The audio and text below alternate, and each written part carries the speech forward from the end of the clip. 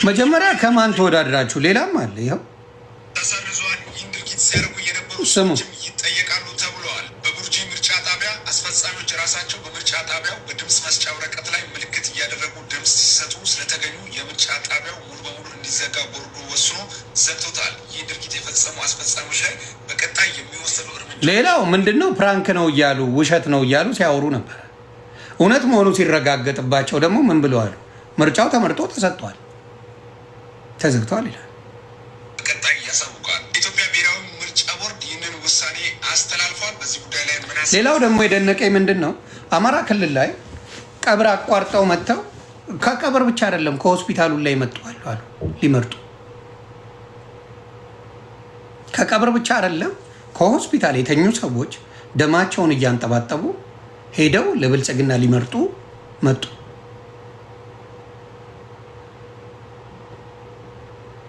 በጣም እኮ ነው። በጣም ነው እንደ መረጣችሁት ብልጽግና። በጣም ነው ፖለቲካውን የሰራችሁት። ምን ያደርግላችኋል? የውላ ውሸት ፖለቲካ። እንደው የፈለገ ብንሆን የምናውቀው አይደል? የኢትዮጵያን ላይ የምናውቀው መሰለኝ። አይ ነው ብልጽግና ግን በዚህ ደረጃ እንደዚህ ዋቴ ማን ነው አሁን አዲስ አበባ ማን ነው የሚወዳደረው? ሌላ እስቲ ተቃዋሚ ፓርቲ አለ የምናውቀው አዲስ አበባ ላይ ከእናንተ ጋር ኮምፒት የሚያደርግ?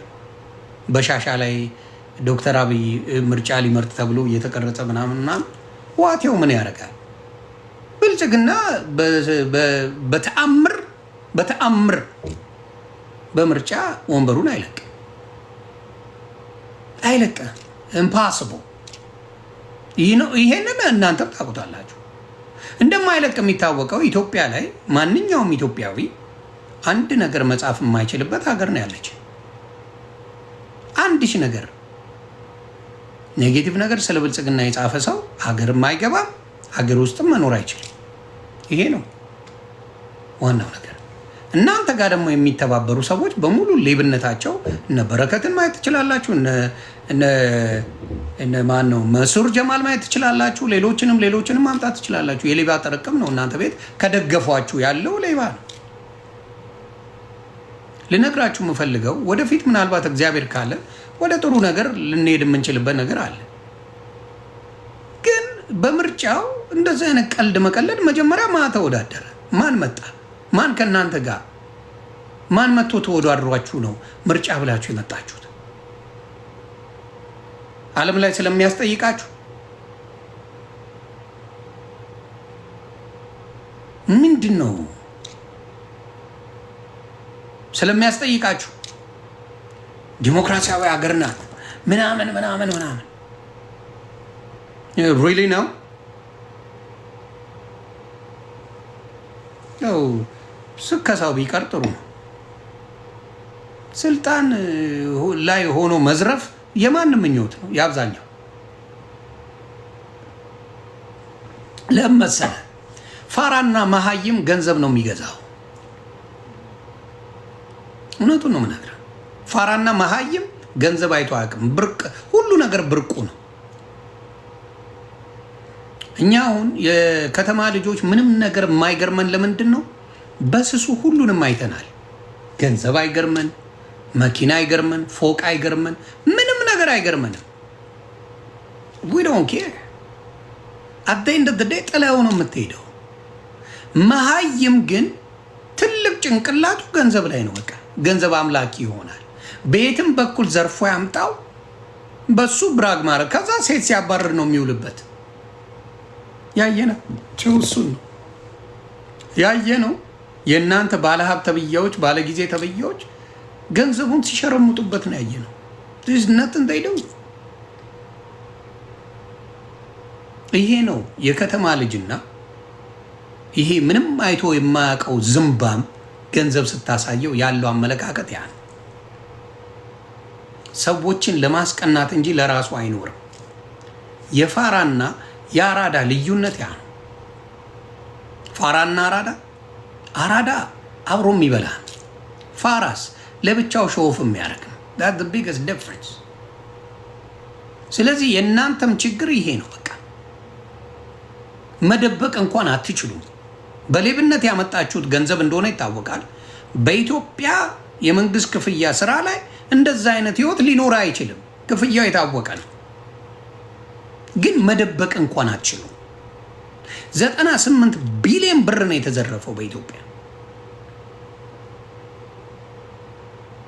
ለአርቲስቶች። ለምን አርጋችሁ የዘረፋች 98 ቢሊዮን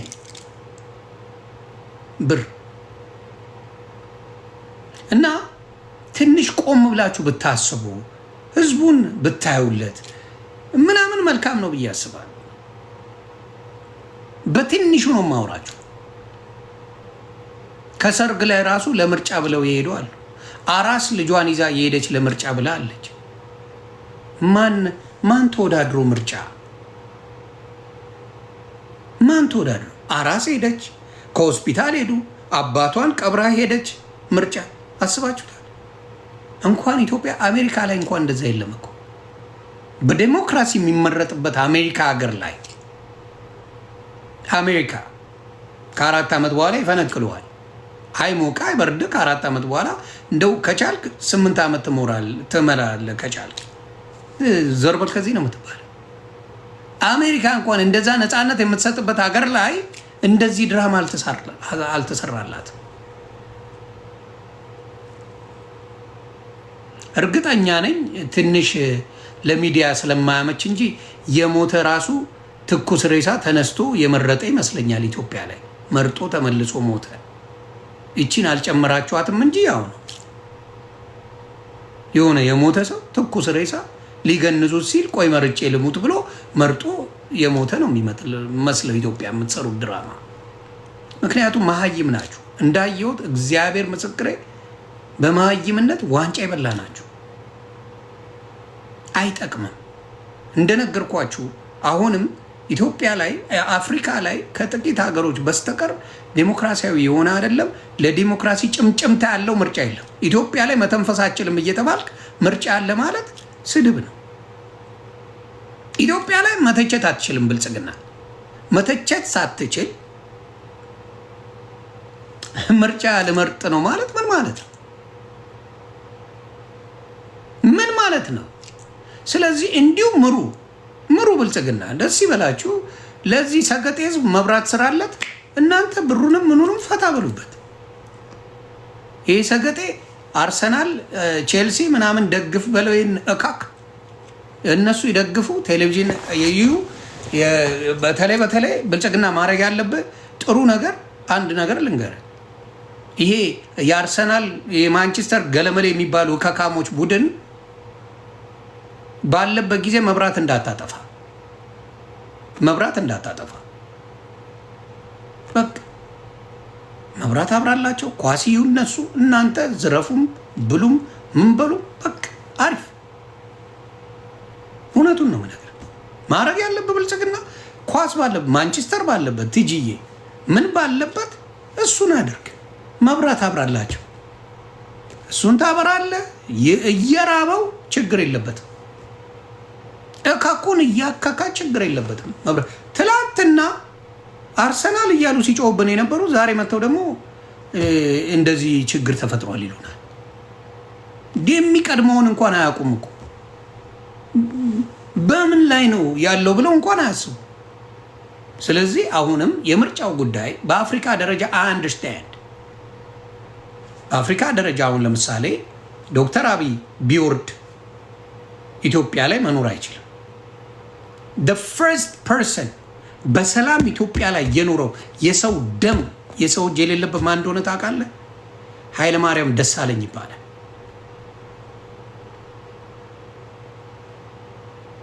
የሰው ደም የሚባል የሌለበት ሰው ካልከኝ ኃይለማርያም ደሳለኝ። ማንም አይነካው፣ ጋርድ የለው ምን የለው፣ የፈለገበት ቤት ኃይለማርያም ደሳለኝ የሚነካው የለም። ለምን? የተማረ ሰው ነው። ትክክለኛ የተማረ ከ4 በላይ ዲግሪ ማስተርስ ያለው ብቃት ያለው ሰው ሀቁን ልንገረ፣ ኃይለማርያም ደሳለኝ የሰው ደም የለበትም። አምላኩን እያመሰገነ እየኖረ ነው ኢትዮጵያ ላይ። ለምን? ያውቀዋላ። ስልጣኑን አልፈልግም ብሎ ነው የወጣው። አልፈልግም፣ ውሰዱልኝ፣ አልፈልግም፣ ይሄ ስልጣን ለኔ አይሆንም። ሀቅ ነው። የአንድ ሰው ደም የለበትም። ስለዚህ አሁንም የምለው ዶክተር አብይ አሁን በምርጫ ቢሸነፍና ኢትዮጵያ እንደ እንትና ልኑር ቢል እንደ ኃይለማርያም ደሳለኝ እውነት መኖር ይችላል ወይ? ይሄ ጥያቄ ምልክት ነው። መኖር ይችላል ወይ? ሽመልስ አብዲሳ መኖር ይችላል ወይ? አዳነች አበቤ ከስልጣኗ ወርዳ ኢትዮጵያ ላይ በሰላም መኖር ትችላለች? የአማራዎቹም ባለስልጣኖች አሉ። እነሱ በስልጣናቸው ወርደው በስነ ስርዓት መኖር ይችላሉ ወይ ነው ጥያቄው። ገባ? በስነ ስርዓት መኖር ካልቻልክ ወንጀለኛ ነህ ማለት ነው።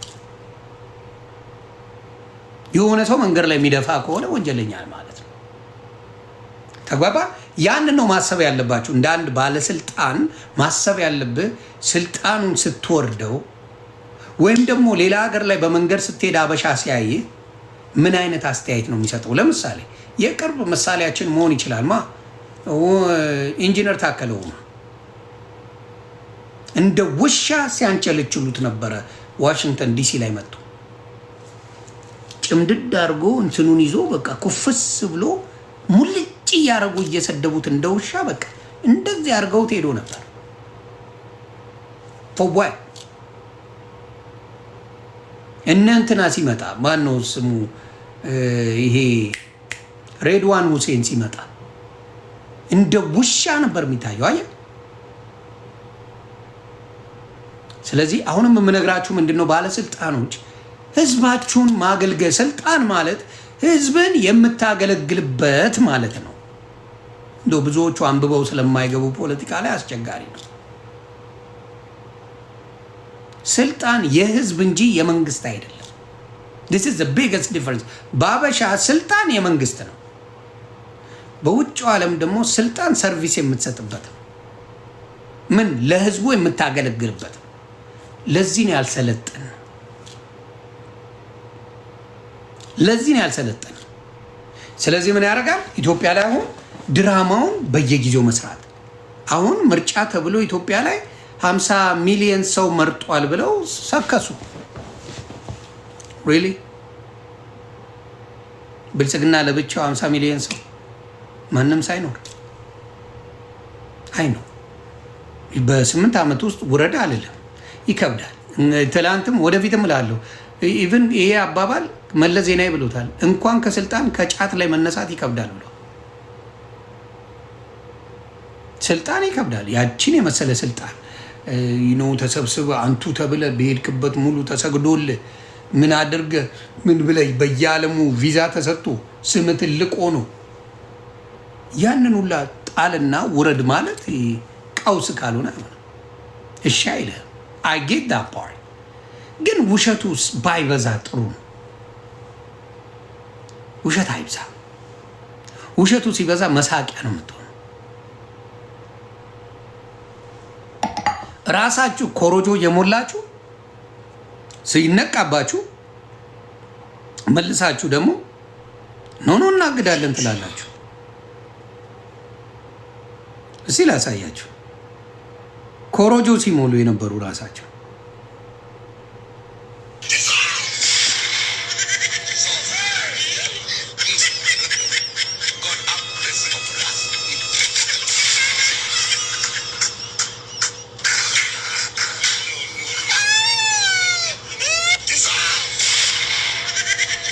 ይሄ ደግሞ ውሸት እንዳልሆነ የምነግራችሁ እዚሁ ጋር እራሳቸው ሰሩ። ተሰርዟል። ይህን ድርጊት ሲያደርጉ የነበሩ ሰዎችም ይጠየቃሉ ተብለዋል። በቡርጂ ምርጫ ጣቢያ አስፈጻሚዎች ራሳቸው በምርጫ ጣቢያው በድምፅ መስጫ ወረቀት ላይ ምልክት እያደረጉ ድምፅ ሲሰጡ ስለተገኙ የምርጫ ጣቢያው ሙሉ በሙሉ እንዲዘጋ ቦርዱ ወስኖ ዘግቶታል። ይህ ድርጊት የፈጸመው ሌላው ምንድነው ወታደር መምረጥ አይችልም። ይህን እንኳን አያውቁም። ወታደር ሰርቪስነት የሚሰጠው ለሀገሩ ነው። ወታደር ፖሊስ ምናምን አይመርጥም። ይህንን እንኳን አያውቁም።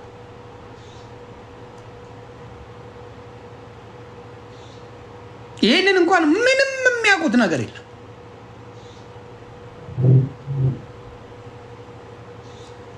ወታደር የሀገሩን ነው አይደል እንዴ? ለሀገሩ ከሀገር መሪ ጋር የሚሰራ ነው ወታደር ማለት። እንዴት ነው የምታስመርጡት? አሁን አሜሪካን ሀገር ብትለኝ ሁለት የተለያዩ ፓርቲዎች አሉ። ለሚፈልገው ፓርቲ መምረጥ ይችላል። ሁለቱም ምን ፓርላማ ላይ ስላሉ ሁለቱም አሉ። ኢትዮጵያ ላይ ማን አለ? እና ብቻ ኢትዮጵያ ላይ የምትሰሩት እስቲ አንድ ሰው በነፃነት ይናገር። ከዛ ስለ ምርጫው እናወራለን። አንድ ሰው በነፃነት ይናገር። ያ ነው እና የምርጫው ነገር ይቅር። ስልጣኑ የመቆየት ዓላማ አለው ብልጽግና በሚገባ 50 ዓመት 100 ዓመት የመቆየት ህልም አለው። ግን እያሻሻላችሁ ሂዱ።